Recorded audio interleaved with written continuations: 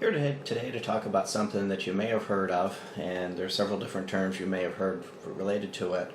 Bullet setback, bullet pushback, and the concept is that if you've got a weapon that you're frequently loading and unloading, this weapon is unloaded, safety checked, but if you've got a weapon that you're frequently loading and unloading, a carry piece or a home defense weapon, especially if you've got children at home, so you have to unload it before you leave and then you load it again when you're ready to use it for the night. The principle of it is that over time, the repeated loading and unloading of the bullet will compress the bullet down into the casing.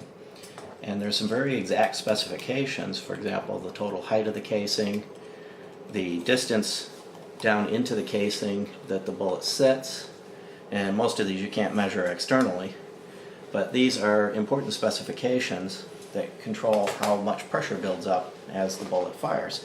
And over time, if the bullet does actually compress down into the case, it can affect that, generate too high of a chamber pressure, and cause an unpleasant little explosion. Whether or not it's actually a problem and how many times it takes to generate the problem, like anything that you're doing for home defense, you're doing your things based on situations that might occur and the consequences of those situations, and you're doing things to mitigate them. That's the whole concept of having defensive weapons. This is very unlikely to happen to somebody that's using it in competition or going to the range. Even if you did unload a round after you completed a stage, you're just going to load the next round and fire it. It's not going to have enough cycles. But defense ammo, like this Federal HST, is rather expensive, so you tend not to just shoot it every time you've loaded it.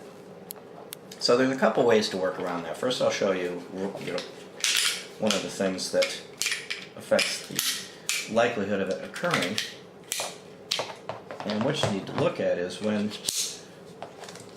the ammo is loaded up into the gun like that,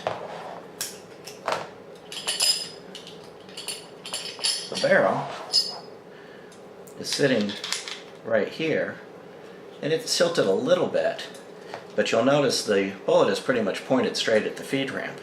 As the slide comes forward with a lot of force, it will push this round forward, effectively jam it into the feed ramp, and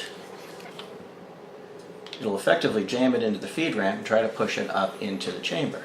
And this has happened very quickly with a decent amount of force. That impact on the front of the bullet theoretically could push it back, thousandths of an inch every time that happens.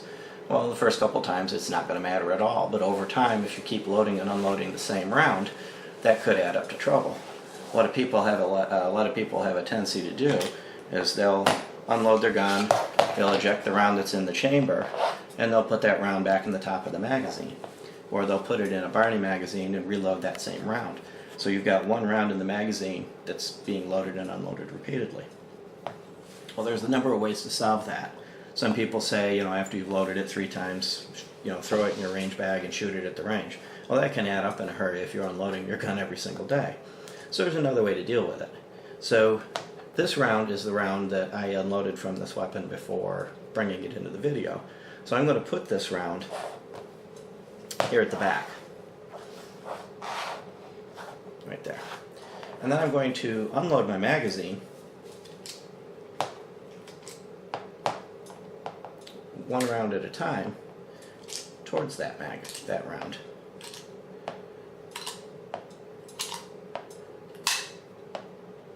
So now what at this point I've got this was the round that was in the bottom of the magazine. This is going to become the new round at the bottom of the magazine. So now I'm going to reload the magazine. Take the one that was in the chamber, load it first.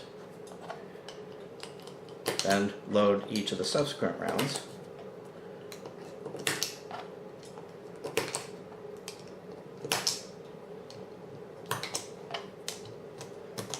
Now I've got these 2 rounds left, and this is where we'll make a decision which way we're going to go. If I'm going to use this magazine to reload the gun, then what I'll do, this is the one I want in the chamber. So if I'm going to use this magazine to reload the gun, I'll skip what was the second round, I'll take this round. I'll put it in the magazine, and then I would use it to load the gun. At that point, this round would now be in the chamber. Pick up this round, top off the magazine, and you're full. If I was going to use a Barney mag to load it, then I would have just put this round right in the magazine from get-go, put this top round in the Barney mag, load the weapon. What you're effectively doing now is saying that the one that was in the chamber, this happens to be a 9-round magazine. That every time you cycle the weapon, only 1 in 9 times, actually 1 in 10 times, because you've got one in the chamber, only 1 in 10 times will that round actually be the one that gets loaded. So if you figure if you have to unload your weapon daily, a little over once a week, that round will get loaded. So in the course of a month, that round would, any given round in this entire stack will only be loaded once. So it's one of those things, if it concerns you, and you know, especially with 40s. 40 is one of the calibers that's implicated in this more than 9, which is, you know, got a much rounder bullet. This is an easy way to deal with it without having to, you know, burn off your expensive carry ammo every time you unload your weapon. Hopefully this was helpful. If you like our video, please give us a thumbs up, share, and subscribe. Thank you.